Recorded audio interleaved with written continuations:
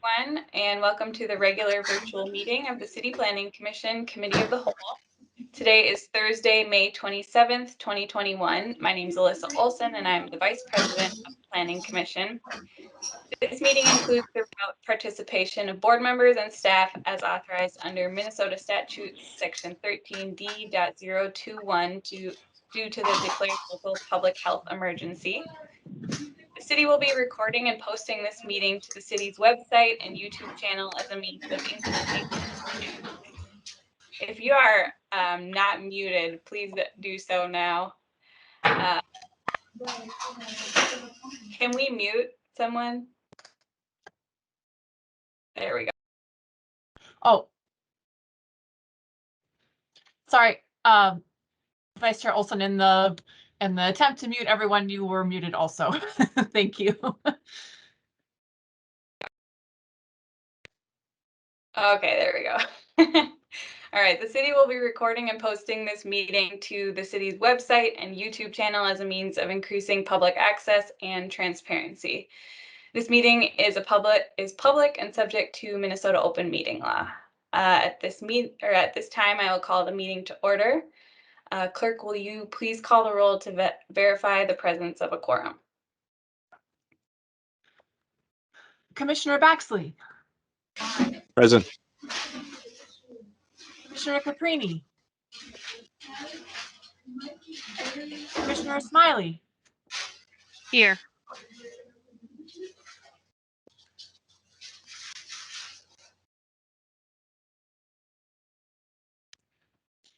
Thank you. Commissioner Ford. Here. Commissioner Marwa. Commissioner McGuire.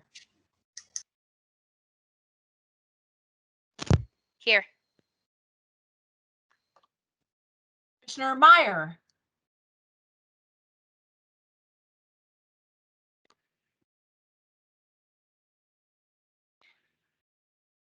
Come back to that. Commissioner Olson. Here. Commissioner Schrader.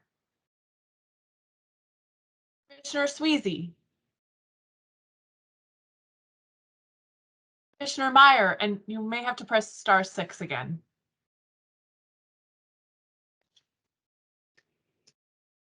Commissioner Meyer's phone might have died. Oh, that's true. I thought I still saw his phone number connected. At any rate, we have 5 members present currently, and Commissioner Meyer, is that you? I am here. Can you hear me? Yes. So we have 6 members present. Thank you very much. Thank you. All right, so we have a quorum. Next, we'll proceed to the agenda, a copy of which was posted for public access to the city's legislative information management system, which is available at lims.minneapolismn.gov. Today, I'm going to suggest one minor change to the agenda. Since the first discussion item number 7, is regarding the last consent item number 6, I'm going to suggest that we flip the order of those 2 items so we can hear the presentation on the program before we vote on the associated land sales. So unless there is objection to that, could I have a motion to adopt the agenda, flipping number 6 and 7? Commissioner Smiley. I move to adopt the amended agenda. Commissioner Meyer or McGuire. I second. All right, we have a motion and a second. Is there any discussion? Seeing none, clerk, please call the roll. Commissioner Baxley. Aye.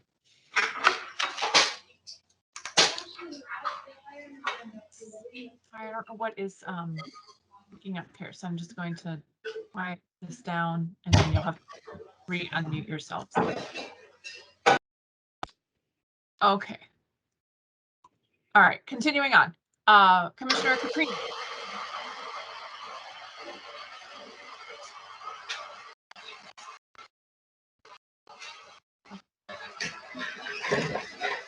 Commissioner Ford. Here. Oh, no, aye. Aye. Okay, wonderful. Thank you. Commissioner McGuire. Aye.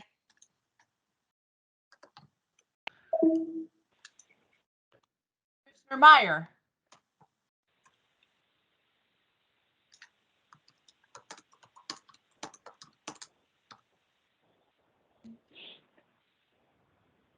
Commissioner Meyer, are you trying to? Aye. Yes. There- The Okay. mute and unmute thing is trickier than you might think. A challenge. aye. Yes. Wonderful. Aye from Commissioner Meyer. Thank you. Commissioner Olson. Aye. Commissioner Schrader. Commissioner Sweezy. Aye. Commissioner Smiley. Aye. That's 7 yeas. All right, that motion passes and the agenda is adopted. Next on the agenda is acceptance of the minutes of the regular meeting of May 12th, 2021. May I have a motion to accept those minutes?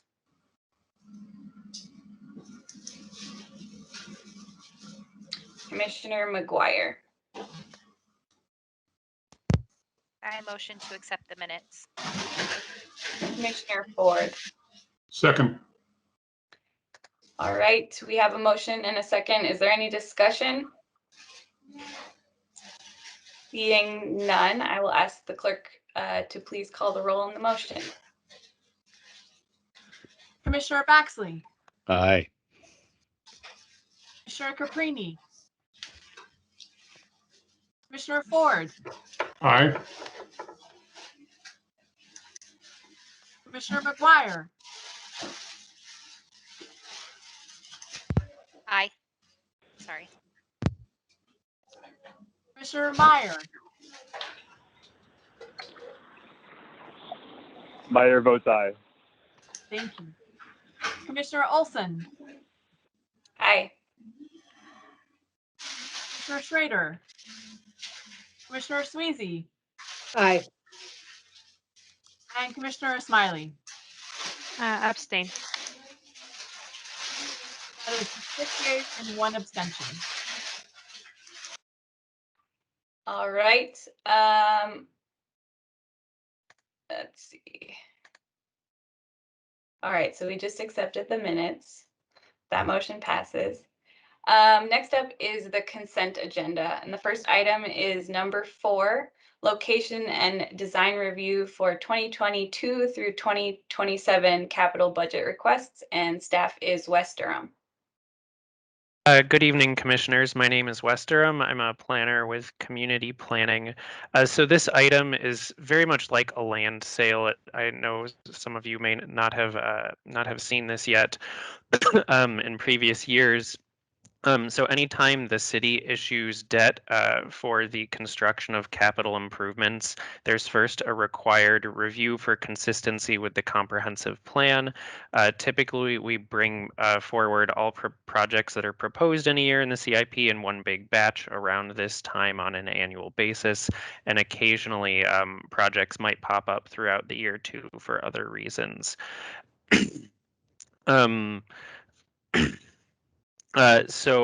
Typically with this item, we make one of 3 recommendations. Either a project is consistent with the comprehensive plan with no further review required. That means there's enough information to say, yes, this is consistent with the comprehensive plan and it doesn't need to come back before the commission at a later date. We also sometimes recommend projects as consistent with additional review required. That meaning that the general concept of a proposal is consistent with the comprehensive plan, but there's information that may not be available yet that's important to be sorted out before kind of a final decision. So that would such a recommendation would mean that the project would come back before the commission at a future date when more information becomes available. And then, of course, a project may be deemed not consistent with the comprehensive plan as well. So regarding what projects need location and design review this year, so recognizing the adoption of an effective date of Minneapolis 2040, last year we brought all projects included in the 21 to 26 CIP for location and design review.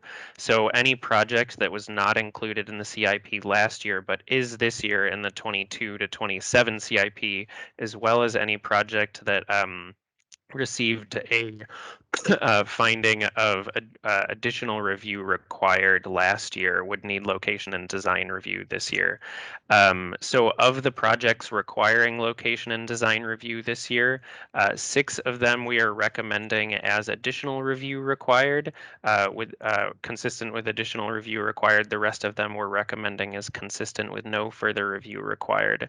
Of those 6 where we're recommending additional review required, so they would come back before the commission again, 5 of them do not have identified locations for proposed the construction of proposed facilities, new police stations, new fire stations, that sort of thing. And then one project is for Fire Station 11. There is an identified site, but there isn't yet enough information on the design of the project to determine whether it meets the built form guidance of Minneapolis 2040. So staff recommend that these projects as listed in the staff report be found consistent with the comprehensive plan. And with that, I'll take any questions you may have. Thank you. Commissioners, any questions or discussion? Or would someone like to make a motion for consistency with the comprehensive plan?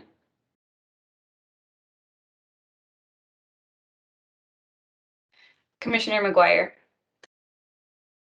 Sorry, quick question. So, thank you, Wes. The things you named on there, like the fire station, the police station, those are things that would have to come back to this commission or wouldn't, just for clarification. Yes, so anything listed in the staff report, there are 6 different projects that are listed as they're being recommended as consistent with additional review required. It's Fire 11, Fire 14, MPD 04, 05, and then PSD 23 and 25.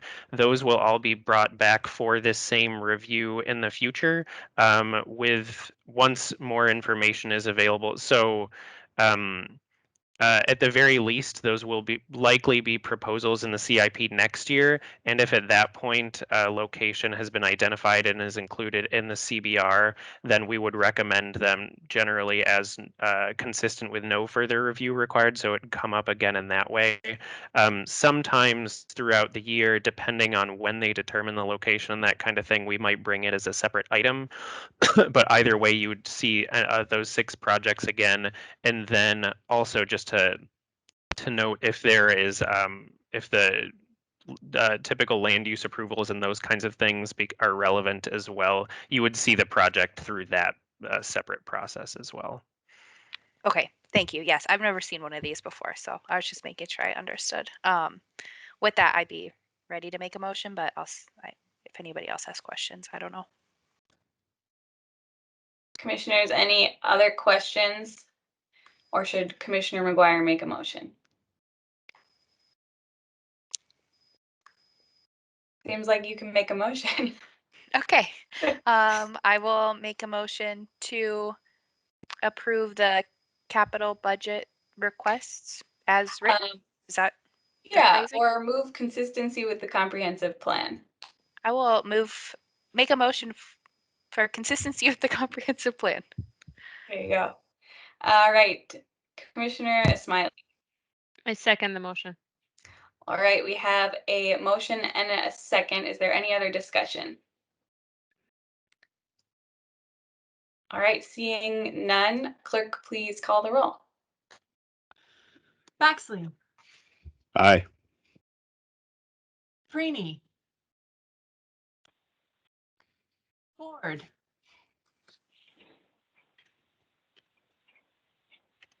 Dwyer, Aye. Meyer, Aye.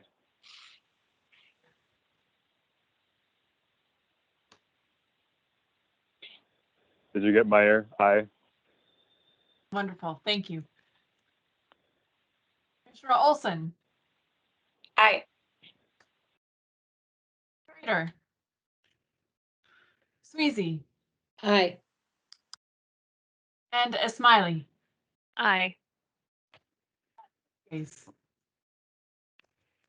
All right, that motion passes. Thank you, Wes.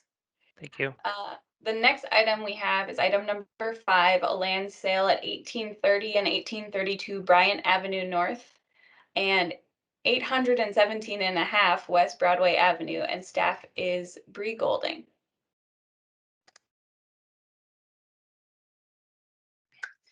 Good afternoon. Well, good evening, commissioners. My name is Bree Golding. I'm a planner in community planning, and I will be presenting a land sale for the properties of 1830 and 1832 Bryant Avenue North and 817 and a half West Broadway Avenue in Ward 5. The Bryant Avenue parcels have a urban neighborhood land use with an interior 3 built form, which is 1 to 3 stories, and the 817 and a half West Broadway Avenue parcel has a corridor mixed use land use with a corridor 6 built form, which is 2 to 6 stories. The sales of these properties to construct a 112 unit mixed income building, also known as the Satori Apartments, as proposed, is consistent with the Minneapolis 2040 plan. All right, commissioners, is there any discussion or questions, or would someone like to make a motion for consistency with the comprehensive plan?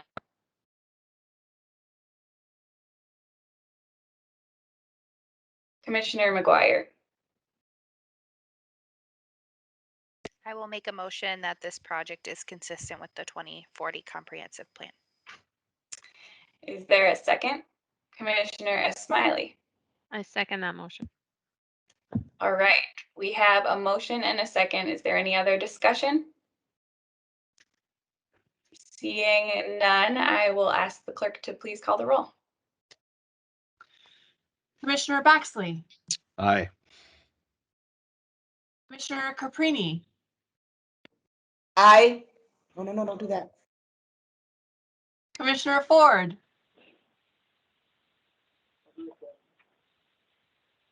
Commissioner McGuire, Aye. Commissioner Meyer, Aye.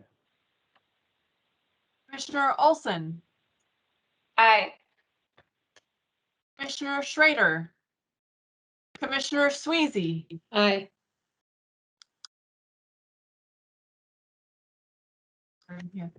and Commissioner Smiley. Aye. So that is 7 yeas. All right, that motion passes. Thank you, Bree. Thank you. All right, next up is item number 7, an overview of the Minneapolis Homes Financing Program, and staff is Kevin Canase, but I think Paul might be presenting first. Thank you, Commissioner Olson. Yes, I'll say just a couple of words. Hi, Commissioners. My name is Paul Mogish. I'm the Manager of Community Planning in CPED. And item 6 is a large batch of reviews of land sales for consistency with the comprehensive plan.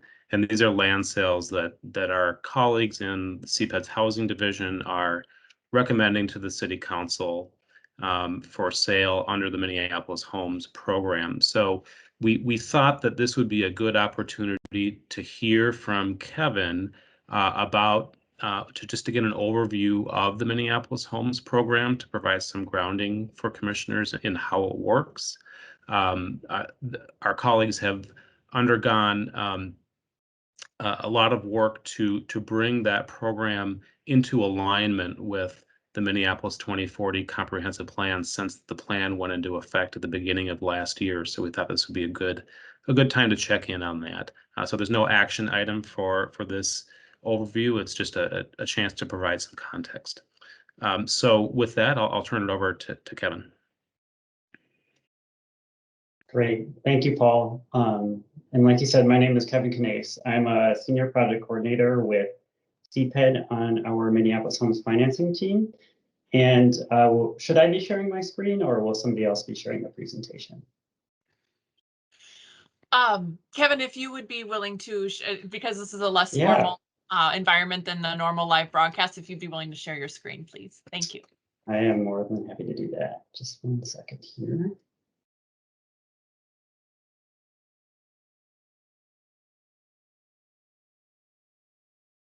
There we go.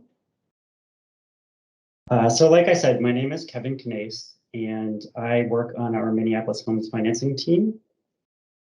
And we're going to be covering the program and providing some context about who we're trying to serve with the program, how it aligns with the 2040 plan goals, talking about how we sell property and how we provide affordability gap financing, and then answer any questions that you have. So Minneapolis Homes Financing is a 1 to 20 unit home ownership development financing program. Developments can be new construction, rehabilitation of vacant structures, or stabilization of owner-occupied homes or renters that are wishing to purchase the rental unit. Financing is available for units that are affordable to households at or below 80% of area median income, and we provide deeper subsidy for projects that serve lower income households. Minneapolis Homes Financing program goals tie to the Minneapolis 2040 goals to eliminate disparities, grow our city equitably, provide affordable and accessible housing throughout Minneapolis, and achieve climate resilience. We review our applicant submissions using a selection criteria based upon these goals, and then we review the projects for cost effectiveness, that they meet our local housing or affordable housing needs, that they have equitable wealth building opportunities, and that they incorporate design features that meet city goals. City funded units must be sold to income eligible households. And like I said earlier, the maximum income is 80% of area median income, which is depicted on the slide. That's determined by HUD, and the income varies by household size. Not all units in a development must be 80% AMI, but funding is only available for the income restricted units, and at least 10% of those units must be affordable to those households. We do provide deeper financing for projects that serve households at more affordable levels at 60% or 40% AMI. And of the proposals, we're looking at a significant number serving those households. In order to apply for funding, applicants need to demonstrate that they have financial capacity to support the project with a construction loan beyond the city's gap financing. They must have recent experience or be partnering with a general contractor, developer, or consultant that can provide that experience. And then we want to know that applicants are responsible by making sure that they do not have a vacant building or rental license violation with the city. And then we also want to make sure that the applicants are also not in default and are operating in compliance with any contracts that they may have with the city. So the city has roughly 300 vacant lots that we marketed through the application period, and our staff coordinated with planning staff to market the properties with information on what development types would be suitable based on the 2040 plan. In some cases, the applicant may have proposed a proposal that met those goals, but neighborhoods provided feedback that they wanted a property to be rezoned for a different use. And in those cases, we pulled those proposals. In our homeownership pathway, we are right sizing our subsidy commitment for the number of bedrooms and the income limit of the housing unit that's created.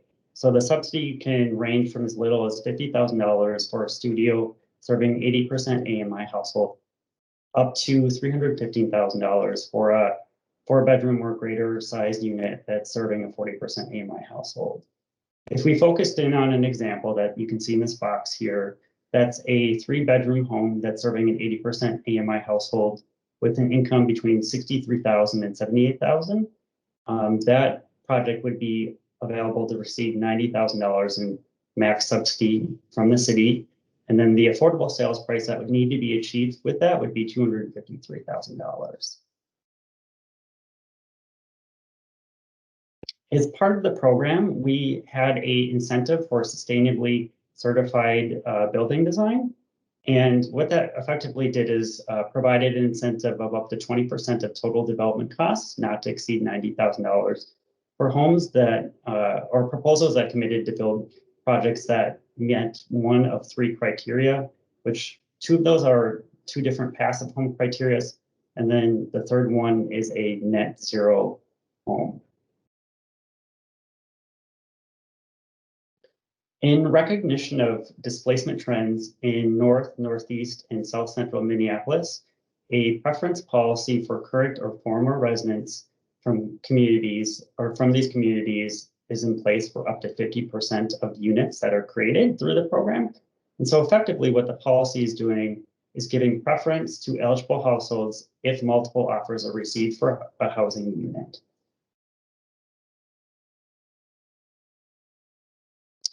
Here, I'm going to provide a little bit of an overview of two ways we provide affordability gap financing. So we provide financing both as project gap, which is the difference between the total development cost of a project and its fair market sales price. And then we provide affordability gap financing, which is the difference between the fair market value and then what an affordable household can afford. So in this case, this is a recapture scenario, which is effectively down payment assistance that is recaptured after the first sale. And in this case, we're providing up to 15% of affordability gap assistance to make this unit affordable to an income eligible household. And this type of, oops, I'm sorry, I think I went back, there we go. And in this type of scenario, it's only available on city-owned land in North Minneapolis. And that's because of the city owning over 300 properties in North Minneapolis and community feedback from stakeholder sessions in North Minneapolis that they provided information about wanting to have a mix of both perpetually affordable and then unrestricted ownership. So in this case, we'd be providing a max combined subsidy of up to $87,000. And then we have a perpetually affordable housing program that is an equity sharing model. And how this program works is we provide a affordability gap subsidy of at least 20% of fair market value. So in this particular example, we're providing 25% of fair market value's affordability gap subsidy to help write down the purchase price from the appraised value of $340,000 to $253,000, which is what an affordable household could afford using kind of some standard mortgage assumptions and then their income. And so through this pathway, the household is getting a appreciation of 2% per year, which generally matches what incomes have increased over the past 20 years. And then that helps to ensure or strive to ensure, I should say, to keep that home affordable for a household at that income in perpetuity. And with that, I am happy to take any questions that you have. Thank you. Commissioners, any questions or comments on this item?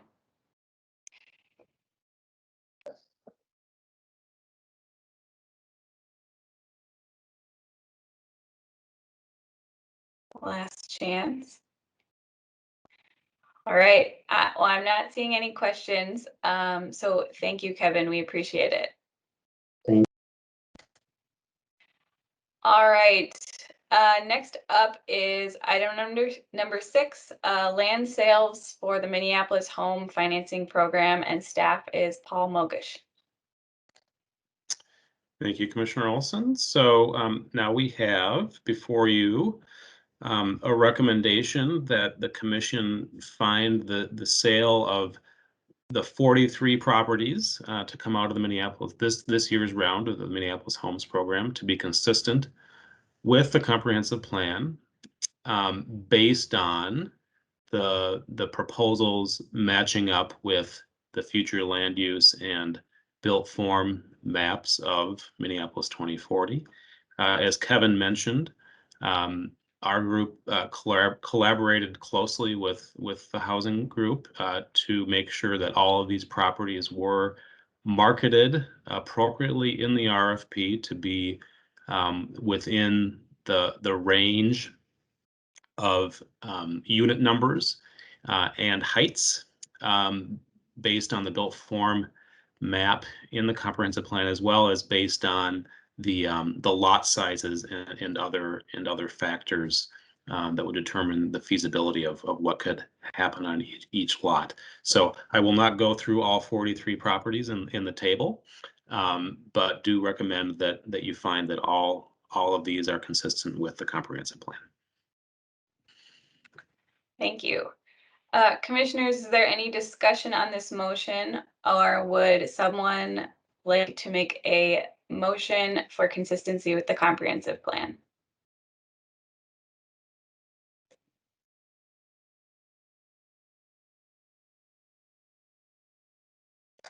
Commissioner Smiley. I move that the sales are consistent with the Minneapolis 2040. All right, is there a second? Commissioner McGuire. I second. All right, we have a motion and a second. Is there any other discussion? Seeing none, I will ask the clerk to please call the roll. Commissioner Baxley, Aye. Commissioner Caprini. I think that was that I heard. Is that correct? Yes, that was an aye from Commissioner Green. Thank you. Commissioner Ford, Aye. Commissioner McGuire, Aye. Meyer, Aye. Commissioner Olson, Aye. Commissioner Schrader, Commissioner Sweezy, Aye. Commissioner Smiley. Aye. That's 8 yeas. All right, that motion passes. Thank you, Paul. Our next item is item number 8, Como Avenue Congregational Church Designation Study Review and Comment, and staff is Rob Skalecki. Thank you, Commissioner Olson. Just 1 second here while I share my presentation.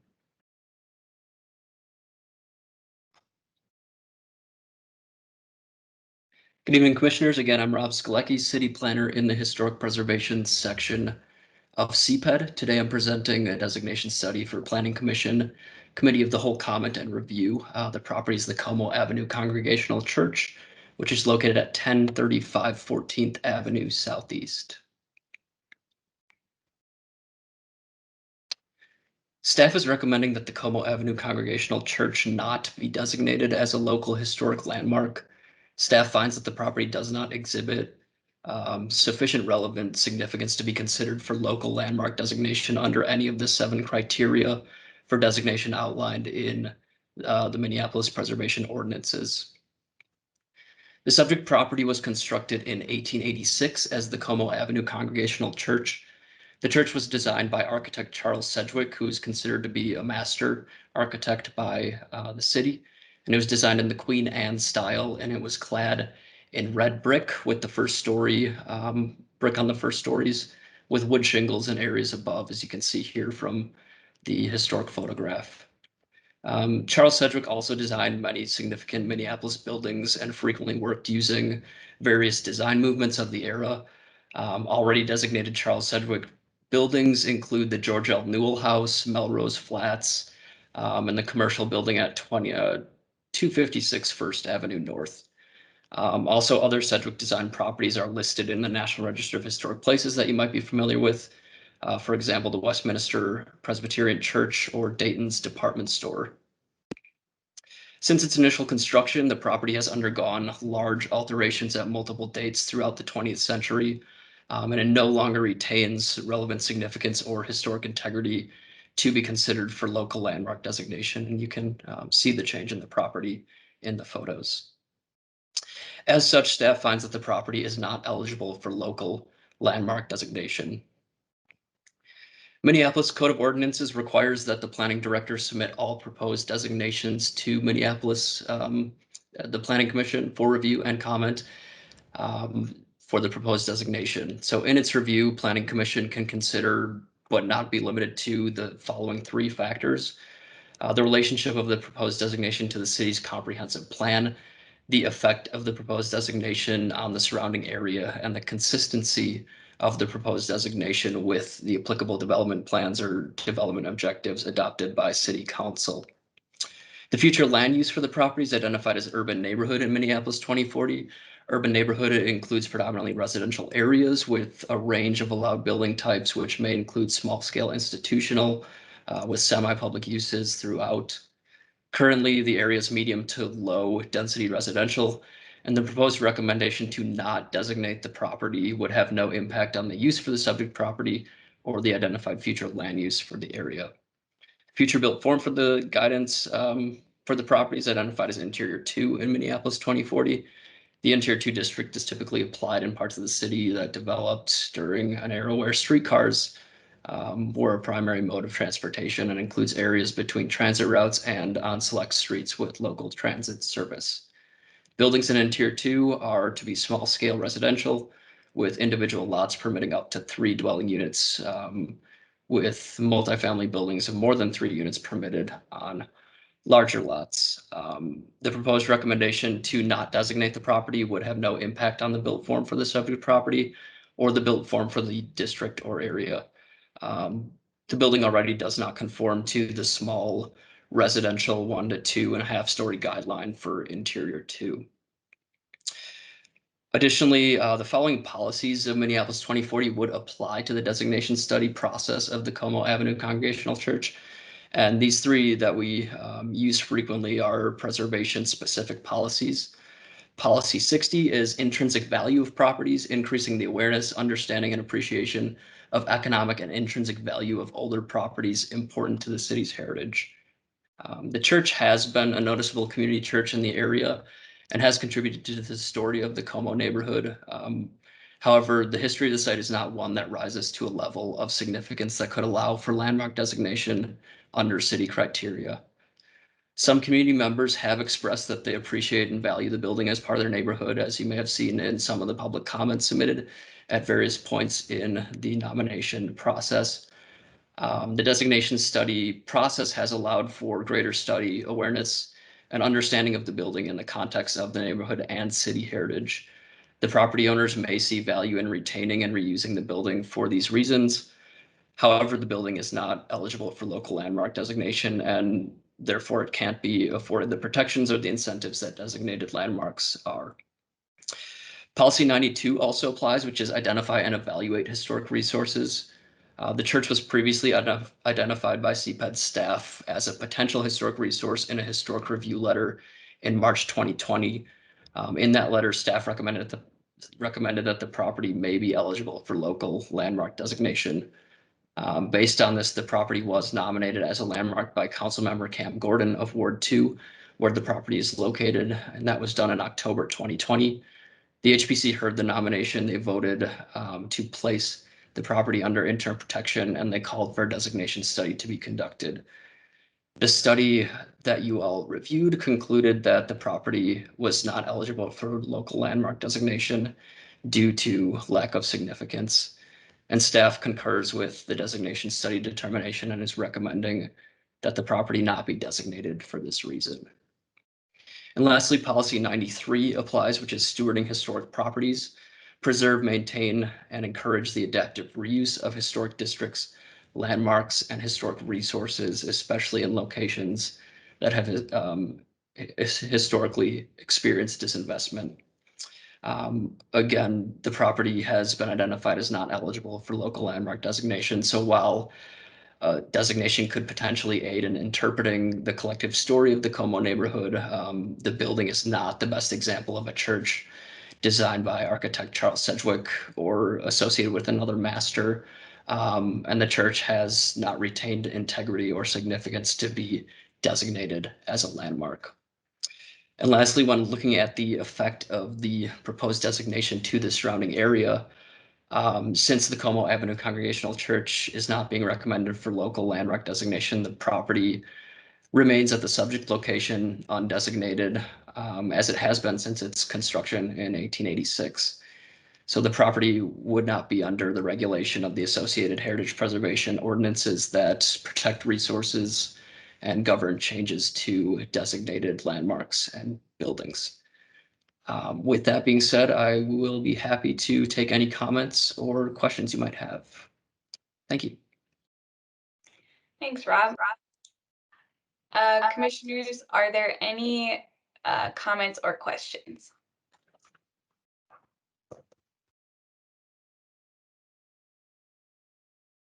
Commissioner Smiley. Thank you for the presentation, and I appreciate it. Like, it felt like it was not the whole study was pretty thorough. I do wonder, um, while I understand the reasoning and the determination of this specific building not being eligible for the designation, um, out of curiosity, is there an in between? Like, so is there something that, so a property or a building or a site doesn't carry any significant value, or it has to be identified or designated as a historic site and there is nothing in between? Because and when I think about a lot of places and other cities that I have ever visited, maybe like right now it doesn't make that much of a difference, but in 50 years it would. And it just feels like um, it seems like without a historic designation of a site, we will never be able to retain a lot of different things about the built environment, which I guess I'm kind of wondering if that's something that is there a way to do that to keep that so that not everything is built in the last like 20 to 50 years, basically. Yeah, thank you. That's a good question.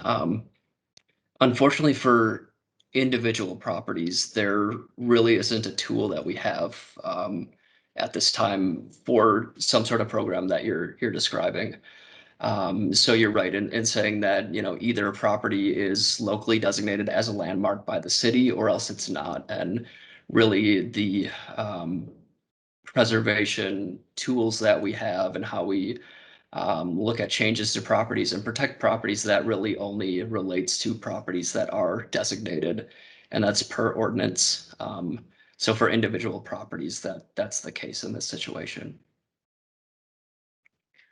I guess can I just add in follow-up comments? Is that um, I guess I totally understand that, and I understand that we can't protect everything, and there's especially if it's a private property and people want to buy and sell and build and rebuild and redevelop and all of that.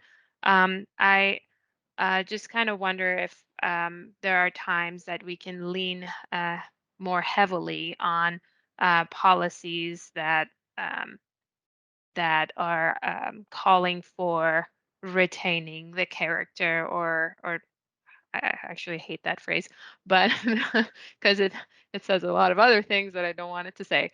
But just basically saying that it's representing a bit of history and not necessarily it having to be an ordinance that, oh, you cannot build this. If you ever want to change anything about the roof that is falling, you have to go through an EAW process because it is a designated building and you can't even touch the fencing on the window and things like that. So um, um, I guess what I'm saying is that I would love it if we have that in between one way or another. I don't know how that's possible. I honestly don't even know whether or not other cities do anything similar.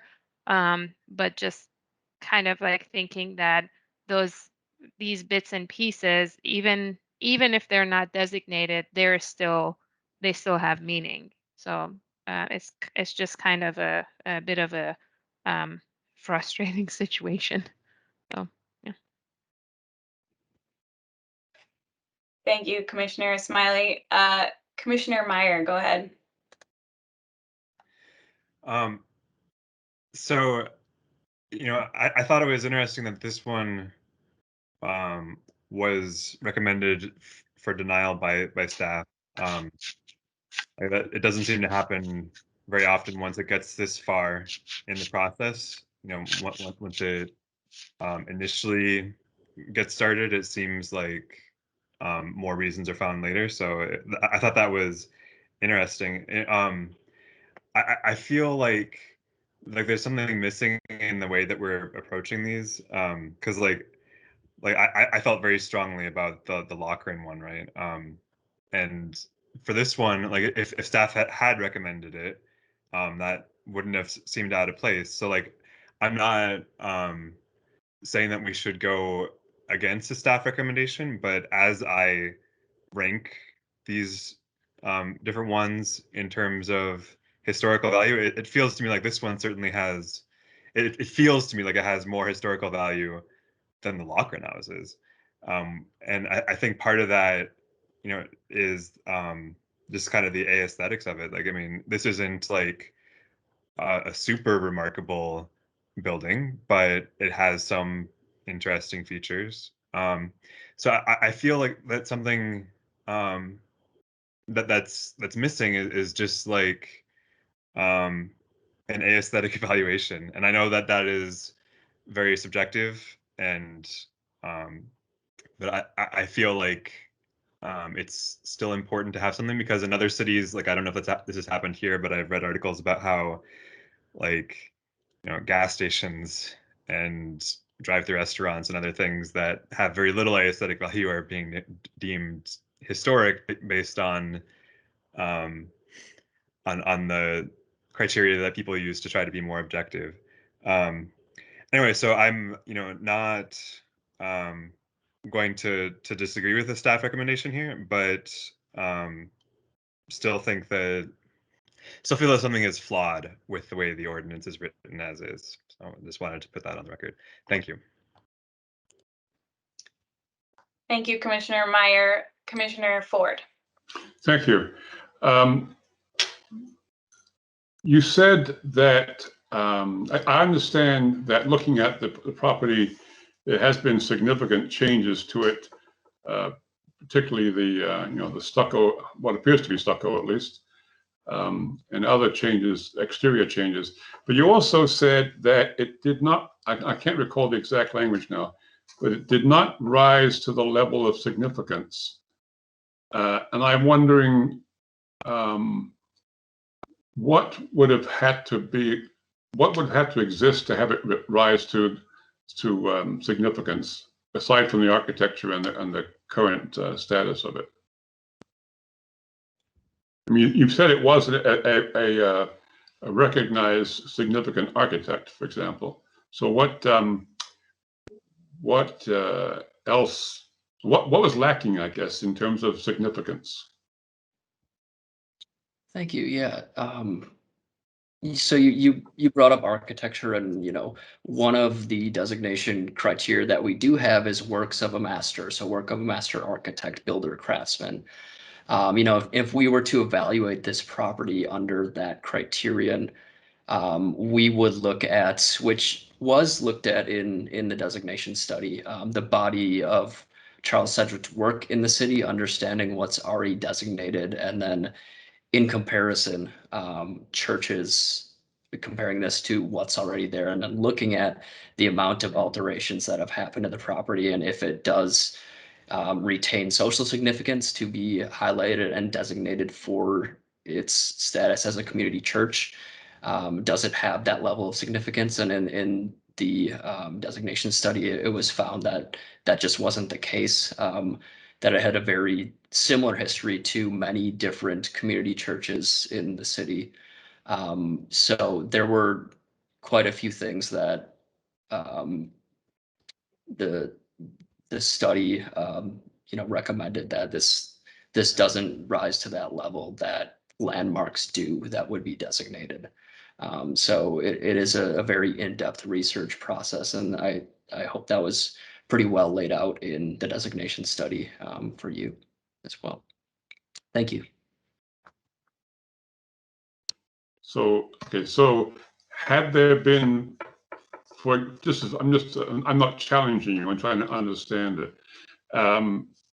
If there were, say, no other churches by this architect, then this perhaps, apart from the significant changes in the building itself, had there been no other buildings by this architect, no other churches by this architect, that then might have risen to the level of significance.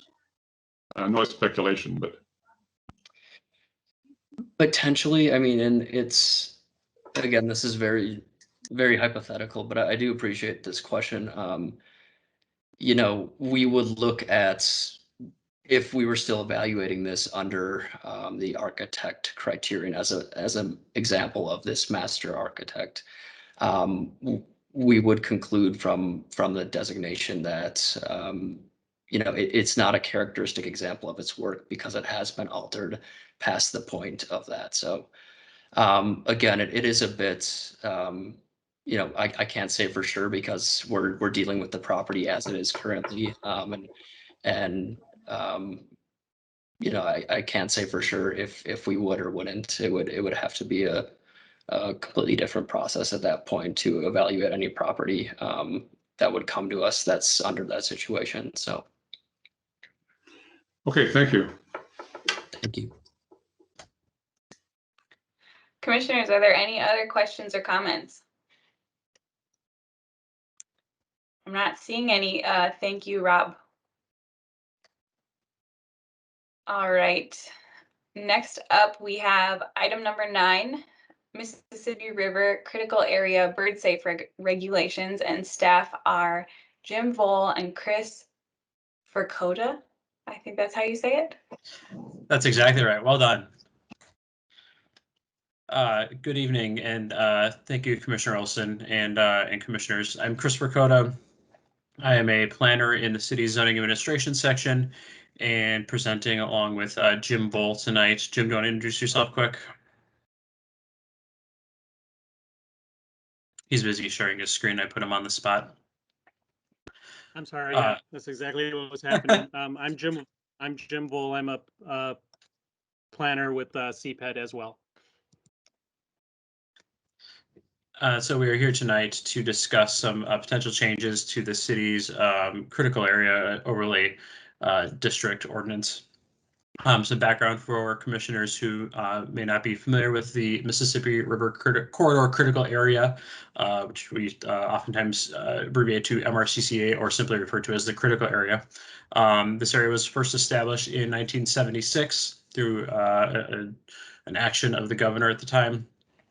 The critical area extends along a 72-mile corridor through the Twin Cities metro area, and this area is governed by special planning requirements and development regulations that are intended to protect the natural, scenic, recreational, and transportation resources of this section of the river. So you can see on your screen there the location of the corridor going through the city of Minneapolis. These special regulations are implemented through locally adopted plans and ordinances. All communities along the stretch of the corridor are required to have these a corridor plan as well as ordinances adopted. The legislature directed the DNR to establish new rules for the critical area in 2009 and in 2013.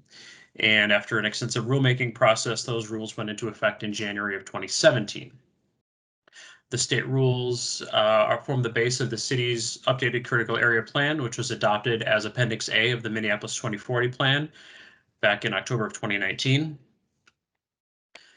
And after adoption of the plan, we are required by the state to adopt new revised regulations for in the zoning ordinance regulating development in the critical area.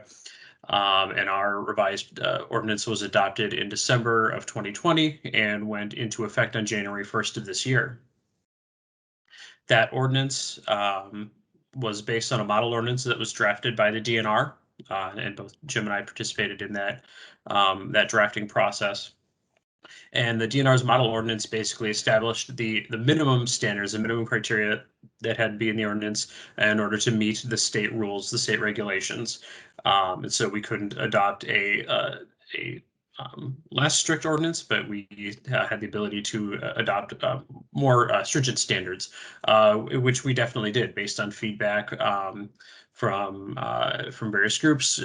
We made several changes to the model ordinance for our final adoption, including things like adding a definition of the Mississippi Flyway, adding additional findings for conditional use permits, interim use permits, and variances related to impacts on birds and wildlife in the critical area, adding an additional suggested condition of approval for those applications related to increasing habitat for pollinators, birds, and other wildlife, adding performance standards for public facilities to minimize construction disturbance during migration and nesting periods, adding a whole new section with performance standards for exterior lighting. The model ordinance had no requirements for lighting, and so we added an entire new section related to that. And adding language related to the vegetation management section relating to native plantings, and reducing the minimum area threshold for the subdivision regulations to apply from 20 acres in the model ordinance to 5 acres in the final adopted ordinance. During the discussion and ultimate adoption of this revised ordinance by the City Council, Council did raise some additional concerns about specifically bird safety related to materials, lighting, and vegetation management. And so while they adopted the ordinance, they did direct staff to come back with some proposed additional language addressing those concerns, which is what we're doing here tonight. The recommended changes aim to address threats to bird safety in a few different areas. The first is collisions with glass due to reflectivity and transparency, because birds don't perceive the glass as an obstacle. The beacon effect of lighting, where birds migrating at night will see this lighting and land in that area, and then increase the chance for collisions with ground level obstacles or lower level obstacles during the day. Lighting during migration times, the proximity of collision threats to stopover locations like habitat and feeding areas, so the areas where these migrating birds will land for rest or for feeding. And then the size and design of buildings, and specifically the amount of glass used. And so the material that's here tonight is obviously not a draft ordinance, but more the base from which to craft an ordinance. The intent tonight is to get some feedback and guidance on a few key issues, a few key things here, making sure that we're on the right track before coming forward with an actual draft ordinance later this year. And so I will now turn it over to Jim to go through the specifics. Thank you. So as Chris mentioned, one of the main threats related to bird safety for buildings are the materials, and there are many different approaches to how that can be done. Some of you may be familiar with LEED or Minnesota's B3, where they get into whole building threat factors, and they calculate a threat factor for every material and a percentage of every material, and then require that percentages reduce that threat factor. We had some concern about the technical nature of doing all of that, and the standards for going through every material. And really, when you get down to it, the largest threat factor is glass. So mainly the approach we're proposing would from a material standpoint focus on doing treatments, and we'll come back to talking about what that is, but that's some sort of pattern on a glass to make it more noticeable to birds. But first, just some thresholds for the proposed ordinance. And so the first would be that, this would be applying to buildings in the critical area. It could be applied citywide, but right now we're proposing in the critical area. And then the thresholds for the buildings that would apply to match closely to our site plan review standards. So any new non-residential building, any addition to a non-residential building that would increase the gross floor area by 2,500 square feet. And then any residential building containing 10 or more dwelling units. Our site plan threshold is 4 units. So, I mean, one could potentially look at doing a lower threshold, and we've heard that some feedback to that extent. But staff felt that 10 units would be really capturing more of the bigger buildings. But at any rate, that, you know, I think reasonable people could have different opinions on what that threshold would be. Although we were trying to avoid catching 1 to 3 unit buildings, just for simplicity's sake, and also thinking about the issues and the burdens that would put on a smaller residential property. Then so you're in the critical area, you meet these thresholds for what type of building, and then the next threshold would be for treatments would be really the amount of glass that you have on the building. And this would apply to the first 70 feet or 5 stories of the building. So, you know, taller buildings aren't necessarily the issue. The majority of the collisions tend to happen at lower levels. And so we see different standards. The federal government, I think, uses 40. A lot of cities use 60 feet, the first 60 feet from the ground. And New York City does 75 feet. The reason we picked 70 is that, as you know, our zoning code, the feet match with the floors. So we didn't want to pick a number like 75, which gets you into a half story, 5.5 stories. So, you know, if one wanted a taller standard, then you would probably go to 84 feet, or if one wanted a lower standard, you'd probably go to 56 feet. So you were matching with the actual stories to make calculations be easier. But at any rate, these standards would apply to the lower parts, you know, relatively speaking, lower parts of buildings. And then the first standard catches buildings with a lot of glass. So elevations, which would mean all 4 sides of the building in the critical area. Some city ordinances do just facades, street facades. But in the critical area, we felt that, you know, any side that has a lot of glass.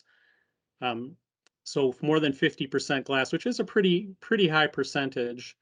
And again, I think reasonable people could have differing opinions on these percentages, and we're willing to consider different percentages. But where it has more than 50% glass on any floor, then 85% of that glass would have to have some sort of a treatment, some sort of a pattern on it, or other architectural design.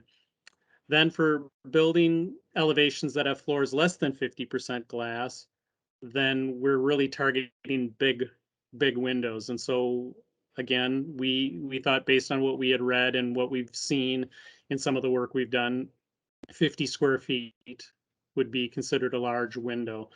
And again, I think, you know, we've heard feedback from some that may be too big, and from others that may be too small. But so the idea is buildings with a whole lot of glass, or where there, you know, a standard building where you don't see a whole lot of glass, where there are very big windows. And then a third area would be within 15 feet of a building corner where there's a fly-through condition. And so that means there's windows on both sides of the corner where birds see through. I don't know if in the background we said that clearly enough, but, you know, one of the issues with glass is its reflectivity. The other is it's where there's a fly-through or a see-through condition, like you see with skyways or windows on the corner of a building, or for glass railings on a balcony. Then this next standard is for anytime you have that condition of large windows, 50 square feet or more, when they're within a corner of a building, they need to be treated. So they would be captured probably anyway, but this is just saying of that 85% of the treatments, it's most important to get it near the corners. And that probably needs some work on how that's written for it to be understandable. when we get to doing the ordinance. Then anytime there's a glass railing or a parapet, although I'm not sure we've had many glass parapets, building connections, ground level building connections, that would be a glass, skyways, at grade features such as sound walls or glass screens. Again, a lot of ordinances mention that, although I'm not sure I've seen that a lot in Minneapolis. And then a third item would be anytime there's an adjacent green roof, 12 feet above that green roof, all glass must be treated because birds tend to congregate on those areas from what we've read. So then for the treatments, this is what we have right now in our current ordinance for skyways downtown. So I don't know if I'm hoping everybody had a chance to read this. I don't know if I'm going to explain it all, but it's some sort of a pattern, lines or dots or architectural features that accomplishes these standards. Now, again, we've heard from some that, and so there may be more work that needs to be done on it, that the standards may be more evolved or strict now, but this was done to make sure our ordinance was being similar across the board. So those are the suggestions for treatment, really focusing on glass and focusing on floors with lots of glass and having some sort of a treatment. In vetting this with staff, some of the things that were brought up and that people should be aware of is that, on residential buildings where you probably have sliding doors going out onto a balcony, people will probably have to do, well, if it meets the standard, will have to do some sort of patterns on that. So that's an issue to be aware of. And then for first floor retail, there will, those tend to have glass that would meet the thresholds we're setting. And so you would tend to probably see treatments on those windows as well. Then when we come to the next two items, lighting and vegetation, in the current ordinance, we put in a whole new lighting section, which was above and beyond what the DNR did not have any lighting standards. And so we put a lighting section in. And Chris and I don't have a real detailed proposal to show you, but we will clarify, I believe, in the new ordinance that uplighting is not something that we're intending to allow. We were intending to allow architectural lighting, and that can be done through down lighting and other shading. And then there's some language in there for specific athletic fields or outdoor recreational uses and historic properties. And I think the way we wrote it was not done very well, and so we will rewrite it in such a way that it's much more clear that it's not just an opportunity to not follow the ordinance, but it's an opportunity to get an exception, because we always know that comes up, that it's hard to meet these ordinances, but that's people will have to show the reasons for why this unique use can't meet the ordinance, and that they're trying to comply with it as much as possible. But we don't have that language written yet. And then for the vegetation, there will be some clarifications on when vegetation is removed in primary conservation areas, which is a specifically delineated thing in the critical area. It should be replaced with equal or greater amounts of native vegetation. And one thing that people should be clear of is most of the vegetation standards in the critical area ordinance and in the DNR's rules by the state of Minnesota really apply to these primary conservation areas, which isn't every square foot of property in the critical area. As a matter of fact, most of the property in the critical area isn't a primary conservation area. So, it's just something to be aware of. It's not going to apply to and that can be good or bad depending on one's perspective. So, if there are any questions, we would be happy to answer them. Thank you. Commissioners, are there any comments? Oh, Commissioner Meyer, go ahead. Thank you. So you talked about trying to avoid adding extra burdens to the small residential properties. Can you give us a sense of like the magnitude of these burdens? Like how much does it add to the cost to be able to add these treatments with different patterns, for example? Or how much does it cost to make other adaptations to the design? Like I'm just trying to get a sense of that. We have not done the cost part of that yet, so I can't answer that question.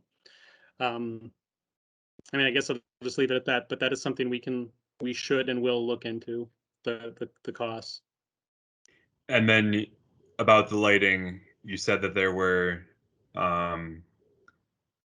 you said there were exceptions for recreation. Was that right? I just want to make sure that we don't inadvertently like restrict the lighting that they have at games and such. So what we have in the ordinance right now is that outdoor recreational facilities and parks can apply for a conditional use permit to do lighting that does not meet the standards of the ordinance. And the city council passed it that way, but concern was raised that just seemed to be a get out of, I don't know if this is the right way to say it, but a way to get around the regulations. And we talked with park board staff, and they're very on board with trying to do lighting in an appropriate way. So that was not the intent. But I think what I'm saying is, instead of just striking that language and saying, nope, it just always will have to meet it, that we'll say something to the effect of it should try to meet it as much as reasonably possible, but when it can't, and they can demonstrate that it can't, there's a procedure for doing it. So I don't know if I'm answering your question totally, but the idea is that we know that there's going to be some unique and interesting uses, specifically the parks and outdoor recreation facilities and historic properties, where we need to have some sort of avenue to evaluate and allow those things to have some deviation, assuming they've made a good faith effort to try and meet it as much as possible. Yeah, that does answer my question. So specifically, like one thing I'm wondering like is, what exactly like counts as uplighting, and if it's just about the direction or if it's also about like the level of brightness, and also like the need for it. So an example that comes to mind, Waterworks just opened. That was, the plan for that was passed before I got on the board, but the lights at the steps are extremely bright. And it seems like that's the type of thing that, doesn't serve a utility value very much, or isn't strictly necessary. And I think the direction kind of goes horizontal as opposed to up. So the way you've written it, would that be affected at all, or would it need to be modified in order to like include something like that? Well, so when you get into the lighting, you can really get as technical and detailed and get a degree in it if you want. When we looked at it, it got to be very complicated. You looking at the Illuminating Engineering Society's standards and the BUG standard and all of that, and we felt that was a situation where we were now getting into these debates about what's luminosity, glare, and all of this stuff. And so the approach we took, and that's in the ordinance right now, is that all lighting has to be cut off or shielded. And again, when we talked with park board staff and public works staff, they said we should be able to meet that on all projects. So if there's lighting that isn't cut off or shielded in a project now, then it wouldn't be allowed. But in the case of a certain park uses, I don't know if it would be all parks, but it would be outdoor recreation and things like that. That would be where you could apply for a conditional use permit. And I don't know if, again, we're a little reticent about getting into super technical details because it's hard for everybody to do it, but that's where the Planning Commission in this case, if it was a historic property, it probably would go to the Heritage Preservation Commission, would be able to look at that and see whether it was, reasonable the way they wanted to do the lighting. So if somebody came in and said, we just want to have lights that shine up to the sky as bright as they can be, I don't think that would meet the intent of the ordinance. But again, we haven't written it, so that's useful feedback for us to consider on how we write it. But right now, you wouldn't be able to do it. You'd have to get a conditional use permit. Yeah, and it might be something that's more applicable to my role on the park board itself as opposed to the planning commission. But I like the concerns about lighting have come up multiple times in my time on the park board. One time where I thought it worked very well was for the lighting for the Survivors Memorial. It lights it up, but it's downward facing and not high luminosity, as you put it. I feel like the waterworks site is just unnecessarily bright and probably not great for birds. So yeah, and doesn't have like a functional value. That's the key thing. So like I would like to preserve the ability for our parks to keep lighting when it serves an important functional value. And my comments generally, I'd really like to know more detail about the costs that things impose if that information is available from, I don't know, other cities that have done comparable things. And I would say that we should try to take advantage of the lowest hanging fruit, which my guess would be the material standards to add the patterns. I would lean toward less restrictive on the quantity of glass. I mean, I think that certainly the corner situation that you talked about. I think we should definitely regulate that because that seems like a situation that a lot of extra birds are hitting because of that. But like as a full percentage of the building, I don't know if I would want to restrict that too heavily. And then the other thing is, I would say that this should probably just apply to the MCCCRA and probably not the whole city. Like I think there are unique circumstances for being along the river that aren't as applicable for the whole city. That is my comments. Thank you. Thank you, Commissioner Meyer. Commissioner Smiley.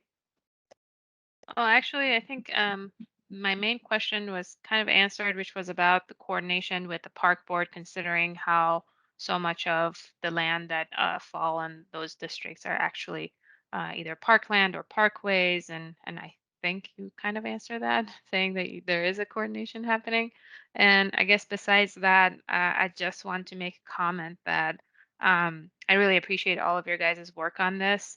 I personally have been involved with in the um, well, uh, corridor area rules in the before, and then know where other cities are. And I know that the city of Minneapolis is pretty far ahead in this, and you're thinking um, um, in a ton of detail. So I appreciate that. I just wanted to say that.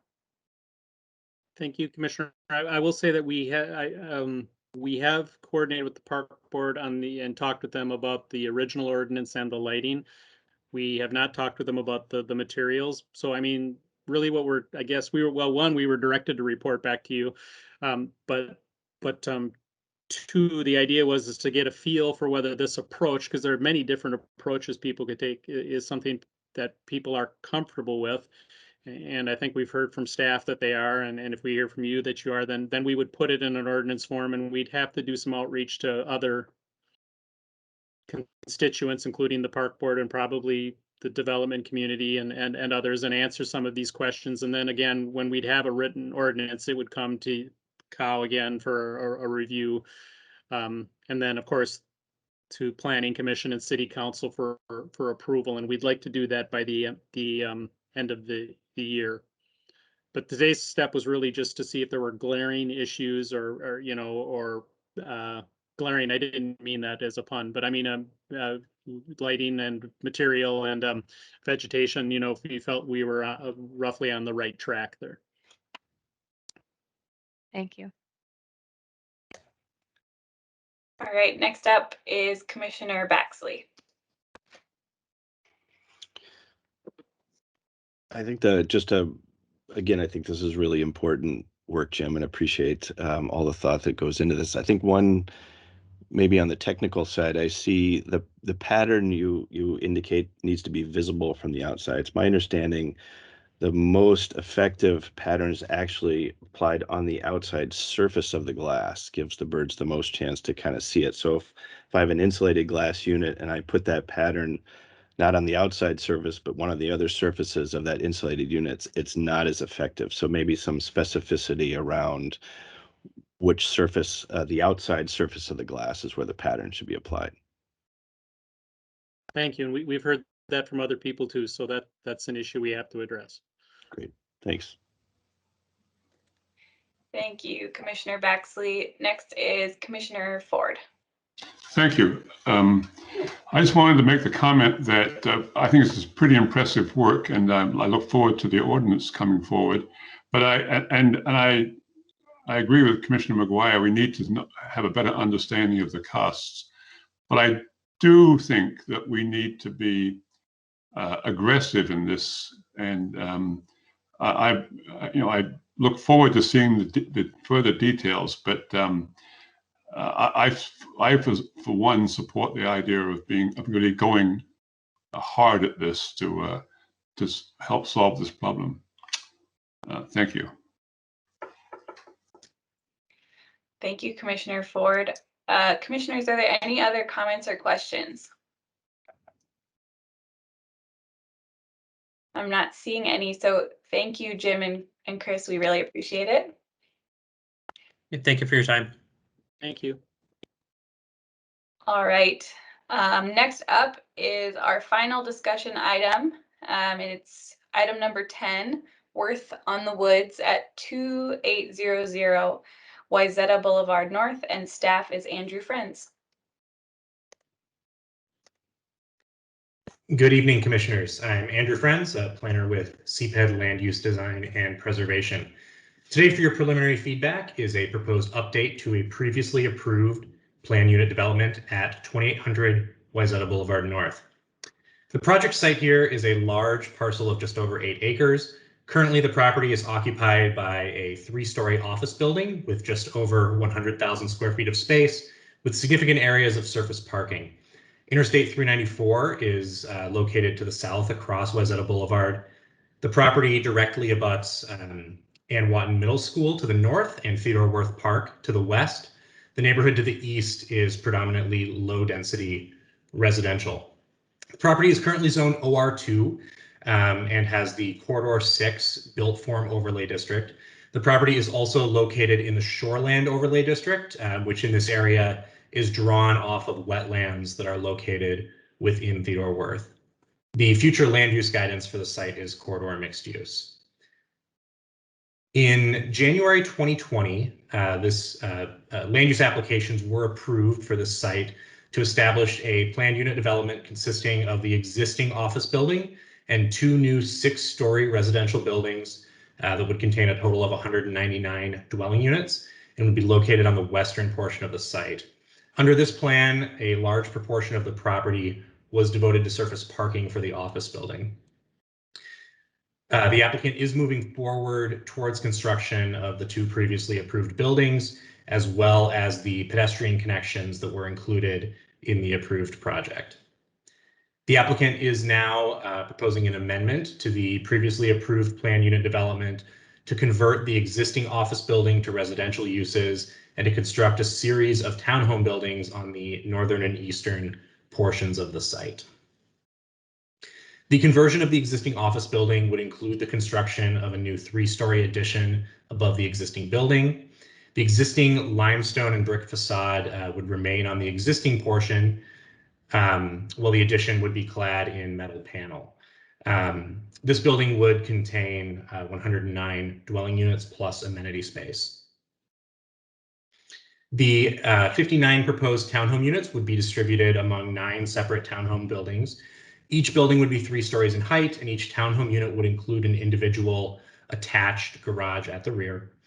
The townhome buildings are proposed to be clad in brick at the first floor and fiber cement siding on the second and third floors.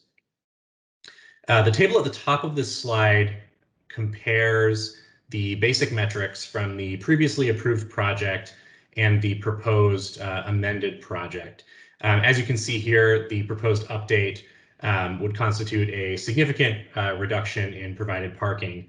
especially in surface parking. Based on the submitted preliminary plans, staff anticipates applications for a conditional use permit to amend the planned unit development.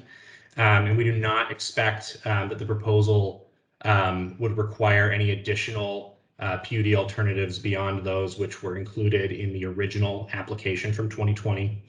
The project would also need a conditional use permit to increase maximum height in the shoreline overlay district and a variance to allow development on or within 40 feet of the top of the steep slope in the shoreline overlay district.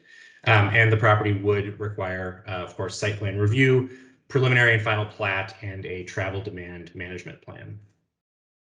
Staff is interested in the Planning Commission's feedback on the townhome design. The city's exterior materials standards limit cement-based siding to 30% of a given elevation on buildings with more than 3 units. Oftentimes, though, these standards, which are primarily created with larger buildings in mind, are not always the best fit for buildings that include more than 3 units, but are still relatively small in scale, like the townhomes proposed here. So thoughts on the materials and alternative compliance for the townhomes would be appreciated. Staff is also interested in feedback on the overall proposed layout of the site. Some staff members felt that the layout could be improved to consolidate surface parking and provide a larger green space. However, staff does appreciate that the proposed update is a very substantial reduction in the surface parking from the previously approved plan. That each townhome unit is oriented with the primary entrance facing on-site green space rather than parking or driveways. And of course, that given the site's adjacency to Theodore Wirth and the improved pedestrian connections to the park that are included in the project, a larger green space may have less utility in this project than in some other sites that may not have the same level of access to public outdoor space.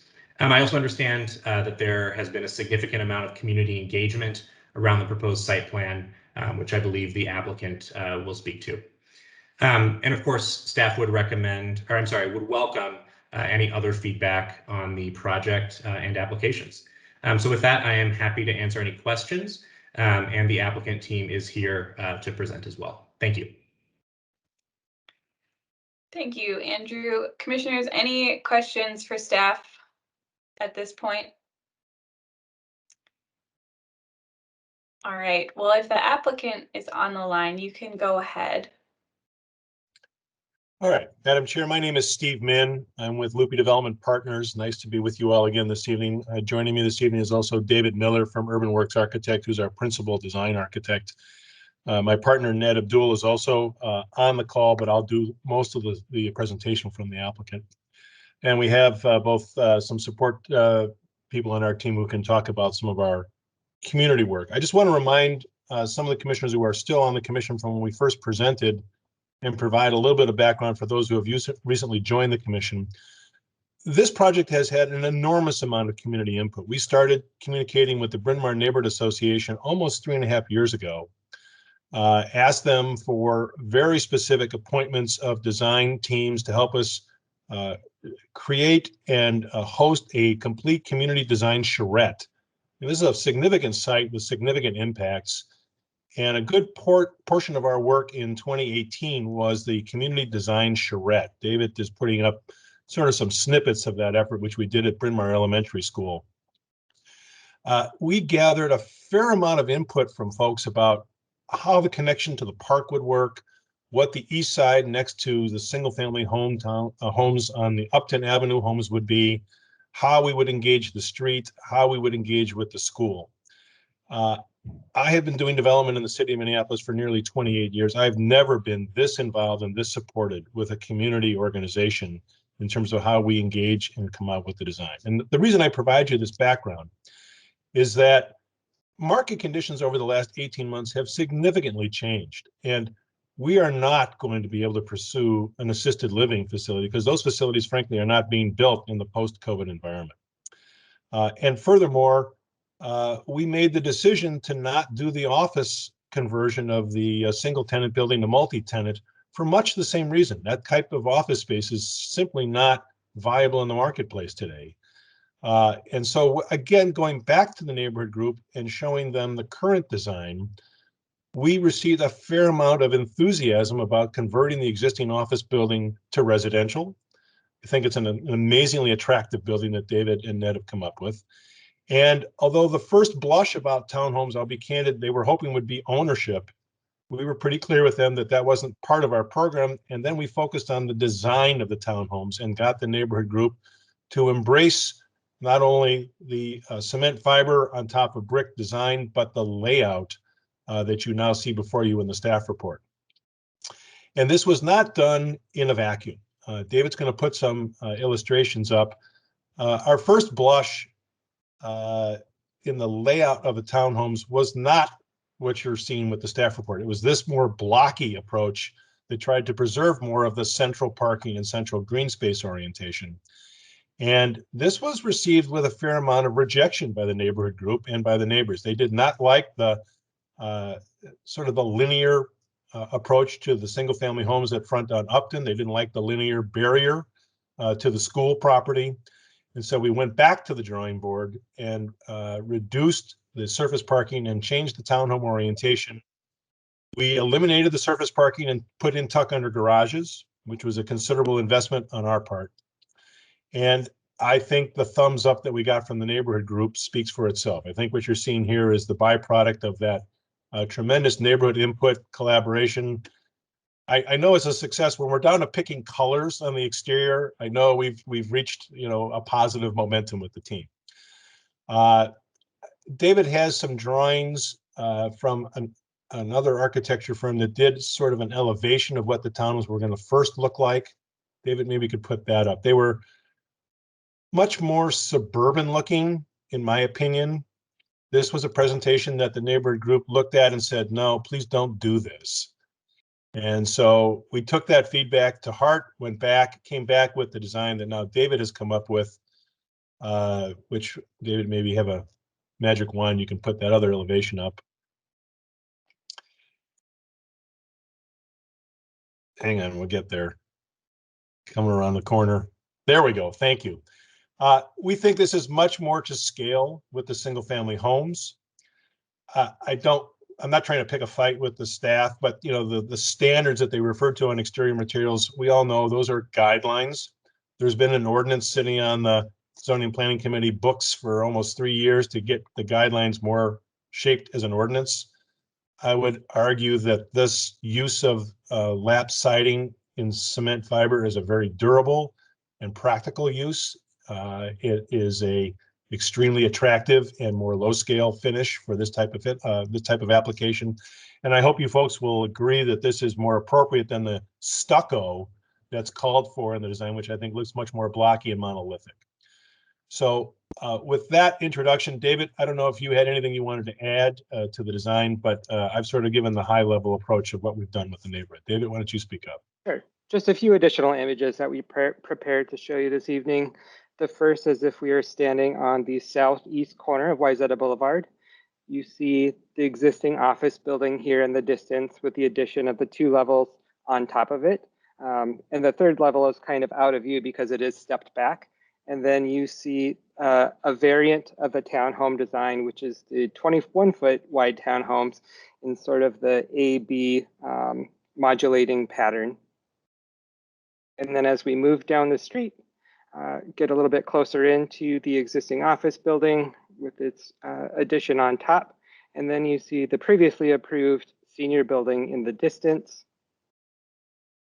And then from the other direction, this is as if we are in the southwest corner of Wayzata Boulevard, looking back towards the northeast, the previously approved senior building, which has a complementary set of materials with the existing building. And really, we're trying to use that in both color, material, and proportion of windows to kind of tie the whole master plan together with the architecture.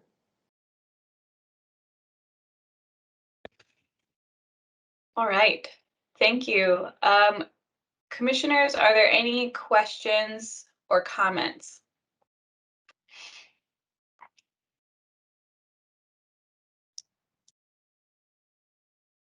Commissioner McGuire. I guess my only comment is I generally like the project and I'm glad that they worked with the neighborhood group, and I don't have any concerns about reducing commercial and not doing care units there. I understand the change in the market, so I think they're good looking buildings and I really don't mind the change in the siding materials or the alternative compliance there.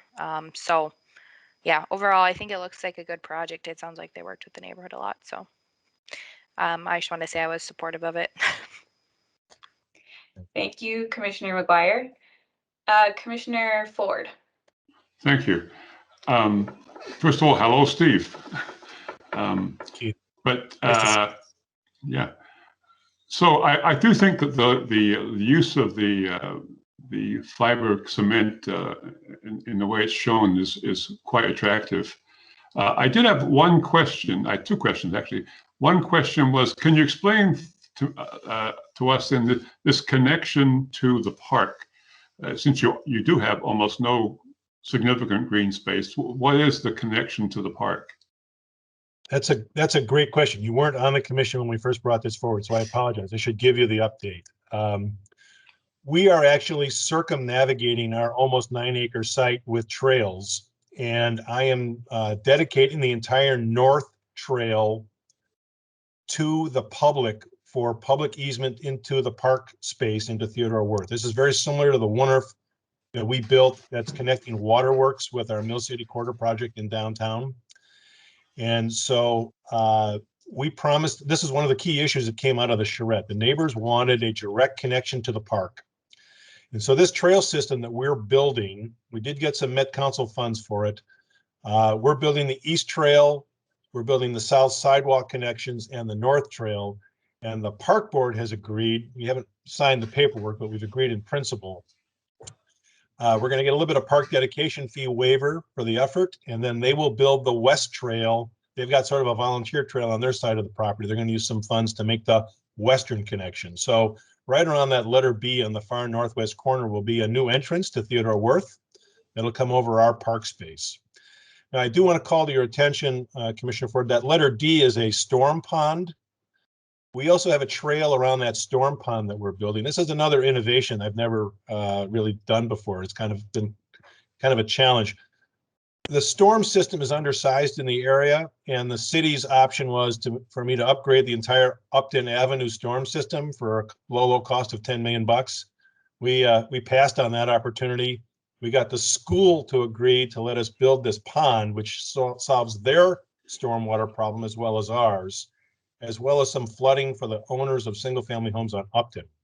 So we've got an infiltration system in the pond that drains this entire site, and a trail system that walks around the pond. And then we worked with the Loppet organization to reroute their cross-country trail north of the pond. So it's been quite a bit of work, and there is a lot of connection going on. Okay, thank you. The second question I have is from the image of the townhomes. It appears that you have steps going up to the entrance. How are you handling the handicap access? I'm going to get David's picture up front. I think this is the one that, right. Yeah. The townhomes are not readily ADA. They are not. The office building conversion is, and the two senior buildings are. But the townhomes are 3-bedroom, 3-story, and they are not readily ADA. They're adaptable. I could do a floating elevator chair up the stairs, but you know, townhomes are a challenge. So they're not gonna fit in under the ADA, and I'm gonna serve the seniors and the apartment dwellers with an elevated building. Okay, all right. Thank you. One more thing to add to that. That being said, some of the townhomes have entrances that are much closer to the sidewalk. But as Steve mentioned, because of the tuck under garage situation, there are steps then on the interior to get up to the living space. Thank you. Up next is Commissioner Baxley. Hey there, Steve. Good to see you too. Hello, Bill. Go Syracuse. Yes, that's you. All right. Well, you answered one of my questions about the storm pond because I was wondering how you were doing that outside of your property there. But I think that's a wonderful solution. And I think especially if it's integrated in with the trails and the park system itself, will be a nice amenity instead of just a requirement. So I really appreciate that. Who takes care of that, Steve? Is that something that the park board or you, or how does that work? It's privately maintained for the public benefits. So it's part of a maintenance agreement. I've already done one with the park board. Our connection for the waterworks has that very specific template. We were actually the first to do it under the park board ordinance. So we're using that very same template. We'll have a maintenance agreement. I'm actually taxing all three of the developments, the townhomes, the office conversion, and the senior projects all have a contribution to the maintenance fund to maintain the pond. Great, great. And again, I think the just getting rid of all that parking from the previous scheme is it's just really glorious to see that. I'm actually wondering if it can't get more dense. You know, the rack on the side, you know, where you have that last bit of parking lot that faces the park. It feels like if you could get one more row of houses in there, if things shifted a little bit even towards the row, it would be worth studying. I think that We would like, having, yeah, I'm sorry, sorry, please go ahead. continue. I interrupt you. I apologize. Yeah.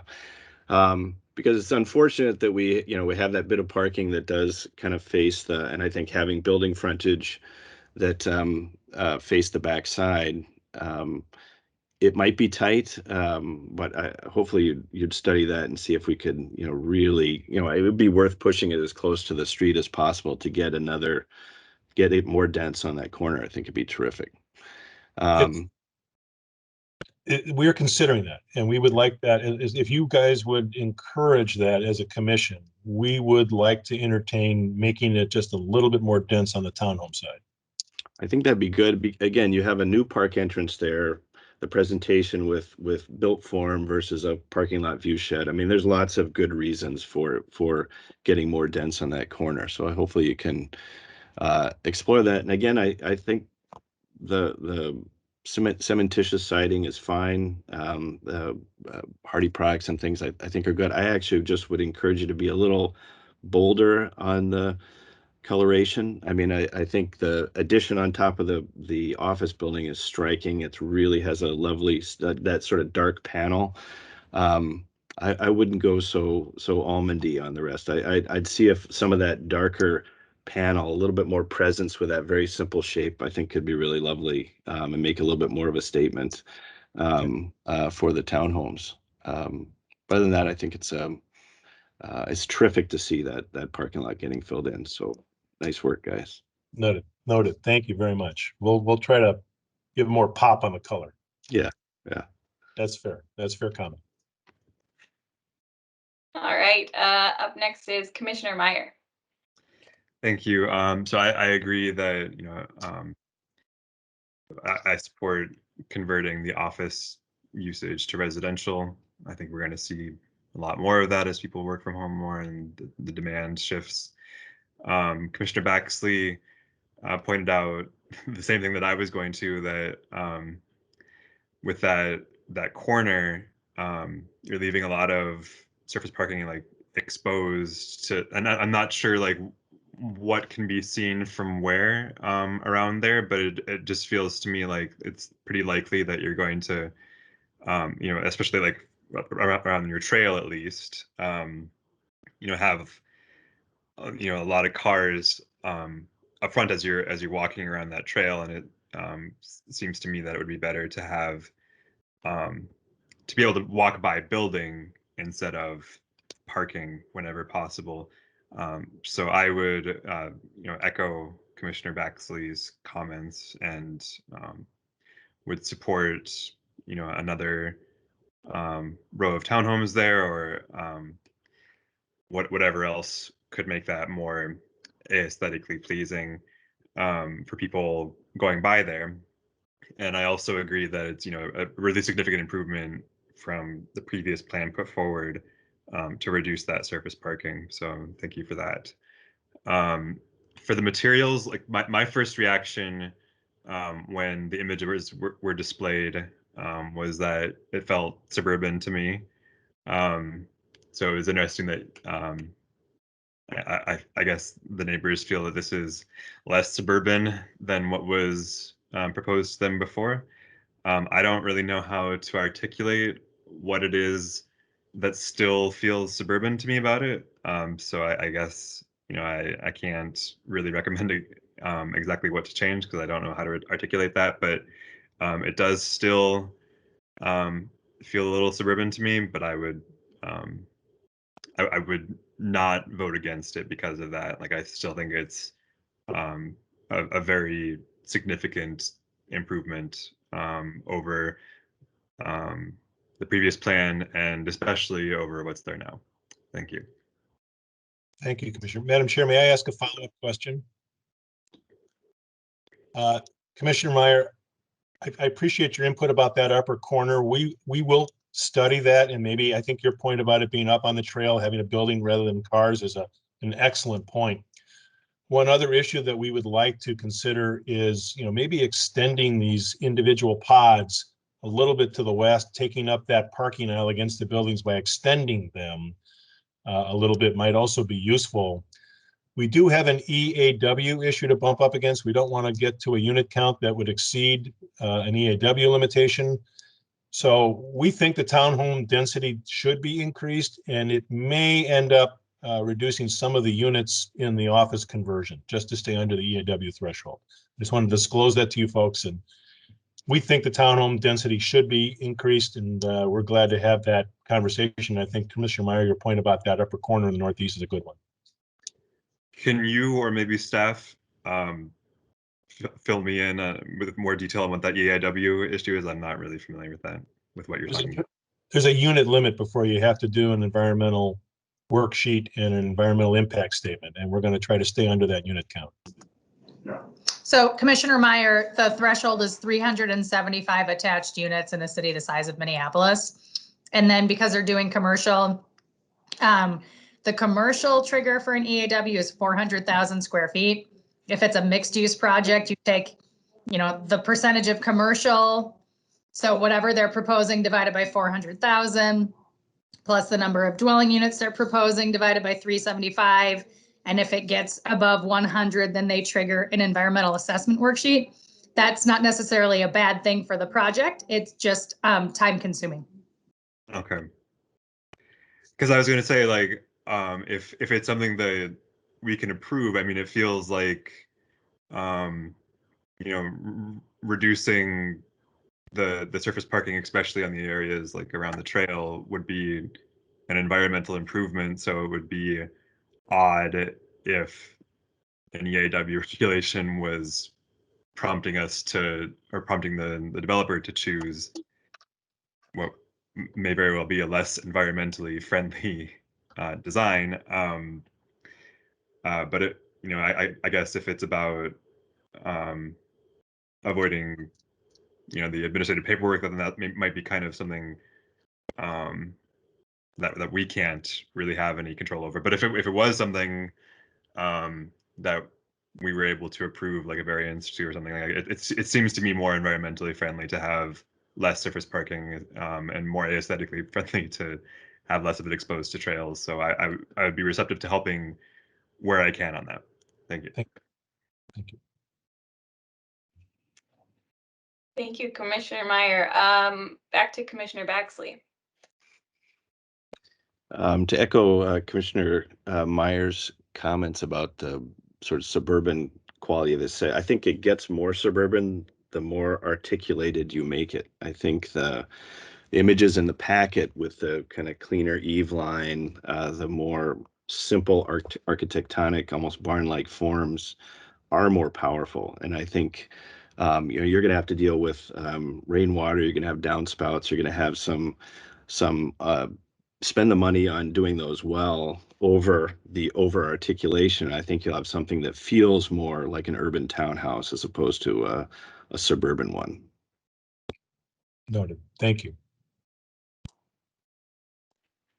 All right, Commissioner Smiley. Yeah, thank you. I don't want to honestly repeat what everyone has said, but I also agree that this design is much better. I really appreciate the reduction of the surface parking lot, and really like the design. I do personally think that we lack townhomes in the city of Minneapolis, so the differentiation of the type of housing unit I think is very lovely. Um, and I also agree with the potentially adding a building to the north border of the site if possible. And I understand the wanting to stay below the threshold because of the cost and time consuming like nature of an EAW. My only question at this point, and maybe this is again a little personal preference, is kind of wondering, and I know that in the packet you showed two color options, um, and yet both of them are very dark and very generic.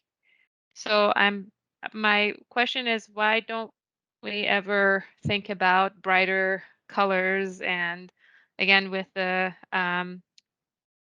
winter being so long and it's just all gray, and it's just kind of wondering what that situation is, because, and I'm not as familiar with the material, thinking whether or not the material itself has an inherent color that you're going with. But if it's gonna be painted one way or another, why isn't the color something brighter? Madam Chair, Commissioner Smiley, we did survey the neighborhood and gave them 5 palettes to choose from. And we'll go back. I will tell you that, you know, the 3 highest vote getters were evenly split. So that references back to my earlier comment about, you know, when you're picking out color, you've kind of solved all the other problems. I personally don't have a color dog in the fight. And I think gray is just a simple color to market, but we are taking your input to heart here about maybe some pop. And I'm going to let David, the design professional, guide me on this. My bride doesn't even let me pick out my own damn ties. So I'm not going to do color selection tonight, but I will, I think your points are well taken about a little more pop, and we'll entertain that. Thank you. All right, commissioners, I'm not seeing any more comments or questions. Here's your last chance. All right. Well, thank you to the applicant team. We appreciate the presentation. Thank you for your time. Have a great evening. You too. All right. That was our last item for the evening. Kimberly, do we have any staff updates? So I can't tell who is all still on the call. Also, it's a little noisy in my house at the moment. But I believe you maybe heard from Paul Mogish earlier tonight, as well as Jim Vole. Paul Mogish is our current manager of our long range planning team, and he has taken another position, and his last day with the city will be tomorrow, actually. So he's made just a lot of incredible contributions to the city over the years, and we're so thankful for all the work that he's done. The interim manager of that team will be Jim Vole, who very politely introduced himself as just another planner in CPED when he was on the call earlier. So we don't have big staffing announcements like this often, but I just thought it was worth noting. So the items that were on the beginning of the agenda today, things like land sales, TIF plans, that sort of thing, all go through our long range planning team. So you may be seeing more of Jim in the future. And I just muted myself without concluding. That is all I have. I don't have any more announcements tonight. Okay, thank you, Kimberly. All right, with that, we've completed all the items on our agenda for this meeting. I will ask members and staff if there are any other matters to come before this body.